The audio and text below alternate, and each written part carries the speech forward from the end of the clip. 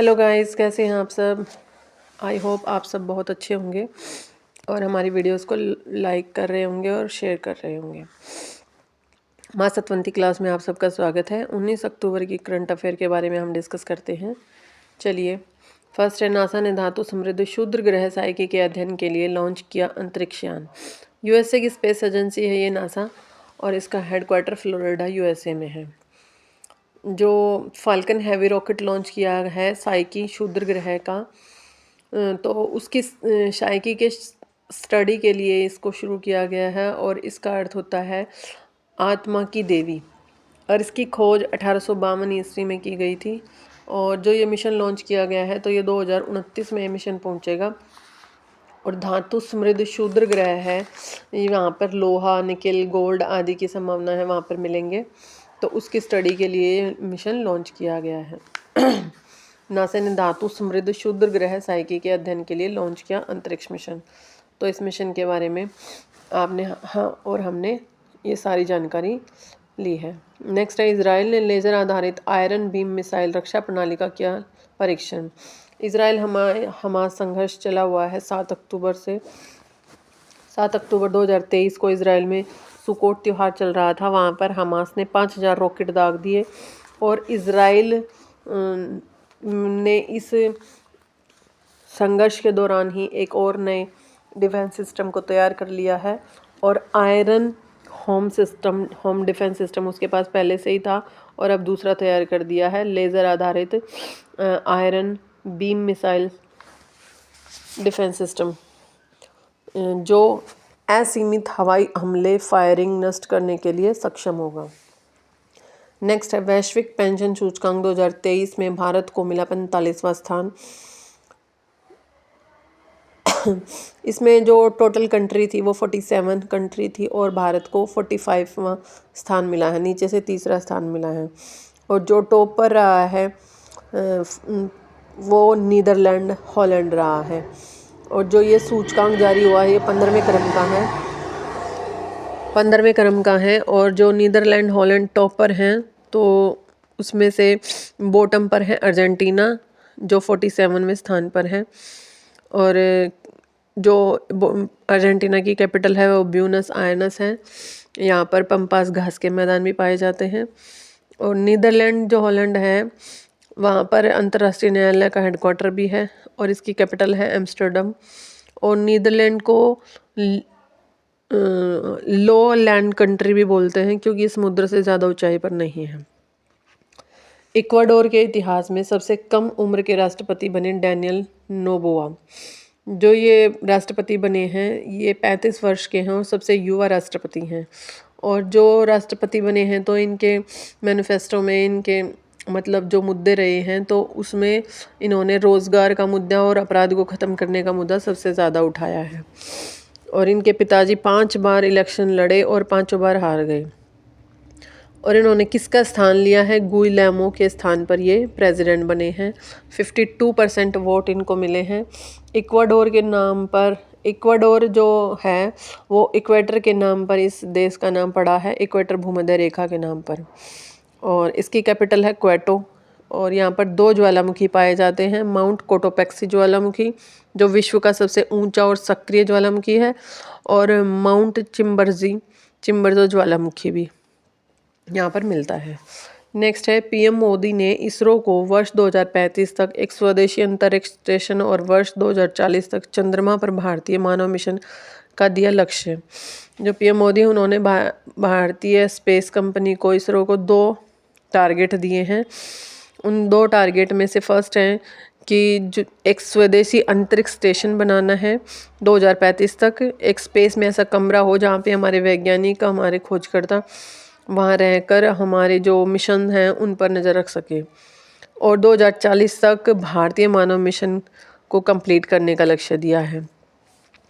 और इससे पहले भी वहाँ पर एक ऐसा ही स्पेस स्टेशन बना हुआ है, उसको बोलते हैं ISS, इंटरनेशनल स्पेस स्टेशन, जो 1998 में बना था और यूएसए और रशिया ने मिलकर बनाया था।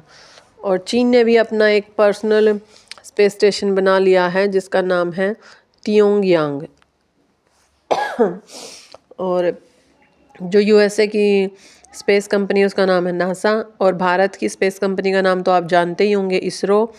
और जापान की इसरो जो स्पेस कंपनी उसका नाम है जाक्शा, और जो रूस की स्पेस कंपनी है उसका नाम है रूस कॉस्मोस। नेक्स्ट है बेंगलुरु का कैंपगोड़ा अंतर्राष्ट्रीय हवाई अड्डा वैश्विक ऑन टाइम प्रदर्शन रैंकिंग में रहा शीर्ष पर। ऑन टाइम रैंकिंग मतलब जो समय का पाबंद रहा हो। ऐसे बेंगलुरु का कैंपगोड़ा अंतर्राष्ट्रीय हवाई अड्डा है, और यहाँ पर स्टैचू ऑफ प्रॉस्पेरिटी भी है।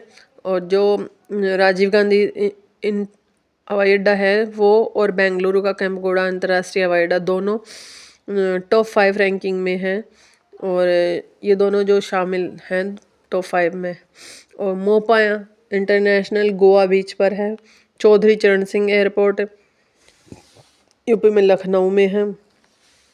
नेक्स्ट है प्रधानमंत्री उत्तर प्रदेश के साहिबाबाद स्टेशन पर देश की पहली क्षेत्रीय रैपिड रेल रैपिड एक्स का करेंगे उद्घाटन। 2 अक्टूबर 2023 को ये शुभारंभ होने वाला है, और पीएम मोदी इस शुभारंभ को करेंगे। 180 किलोमीटर पर आवर स्पीड होगी। अधिकतम जो स्पीड है वो है 180 किलोमीटर पर आवर। RRTS का हिस्सा रहेगा ये। RRTS मतलब regional rapid transit system. 82 kilometre लंबा होगा, और 17 किलोमीटर लंबा खंड इसका बन चुका है। और ये कहाँ पर चलेगा? दिल्ली, गाज़ियाबाद और मेरठ के बीच ये चलेगा, ये rapid rail, rapid x train. Next है असम में मनाया गया काटी बिहू 2023। जो बिहू त्योहार है ये असम में मनाया जाता है, और ये 3 प्रकार का होता है: माघ बिहू, रंगोली बिहू और कटी बिहू। कटी बिहू को कोगाली भी बोलते हैं। जो माघ बिहू है वो जनवरी फरवरी में मनाया जाता है। रंगोली बिहू अप्रैल के अंत में मनाया जाता है, और कोगाली यानी कि कटी बिहू अक्टूबर में मनाया जाता है। नई फसल के लिए मनाए जाते हैं। नई फसल के शुभारंभ के लिए, जैसे चावल की खेती अच्छी करने के लिए भगवान से प्रार्थना करते हैं। और काटी मास चल रहा है अभी, काटी मास में मनाते हैं इसको, और आकाश बत्ती जलाते हैं। मोहम्मद शमी बने प्यूमा इंडिया के नए ब्रांड एम्बेसडर। जो मोहम्मद शमी हैं ये फास्ट बॉलर हैं, और अभी प्यूमा इंडिया के नए ब्रांड एम्बेसडर बन गए हैं। ICC वर्ल्ड कप का ब्रांड एम्बेसडर शाहरुख खान को बनाया गया है। और वैश्विक राजदूत और फर्स्ट महाराष्ट्र के फर्स्ट स्माइल एम्बेसडर सचिन को बनाया गया है। दोनों जगह पर, वैश्विक राजदूत में भी और महाराष्ट्र के फर्स्ट स्माइल एम्बेसडर में भी सचिन को बनाया गया है। रोहन बोपन्ना जो कॉफ़ी सम्मेलन के बेंगलुरु में ब्रांड एम्बेसडर रहे हैं, और ये जो कॉफ़ी सम्मेलन था ये 5वें क्रम का था, और भारत में ये फर्स्ट सम्मेलन था। रोहन बोपन्ना। आप हमें कमेंट करके ज़रूर बताएं कि इनमें से आपको किस ब्रांड एम्बेसडर के बारे में पता था, और इसके अलावा आप कौन से ब्रांड एम्बेसडर के बारे में जानते हैं। रणवीर कपूर के बारे में बताइए कि वो किस ब्रांड के एम्बेसडर बनाए गए हैं। नेक्स्ट है झारखंड सरकार ने स्कूली बच्चों के लिए ऑनलाइन शिप ऐप जे गुरुजी ऐप किया launch. J for Jharkhand.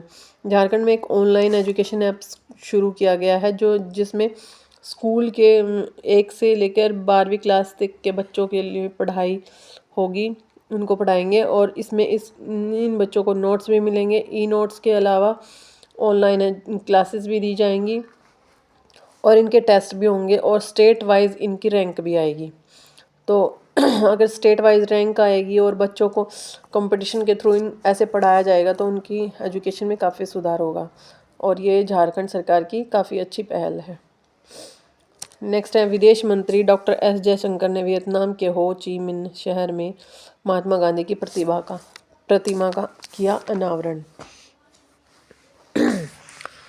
Thank you दोस्तों, हैव ए नाइस डे। आप हमारी वीडियोस को लाइक करें, शेयर करें, और हमारे चैनल को सब्सक्राइब करें।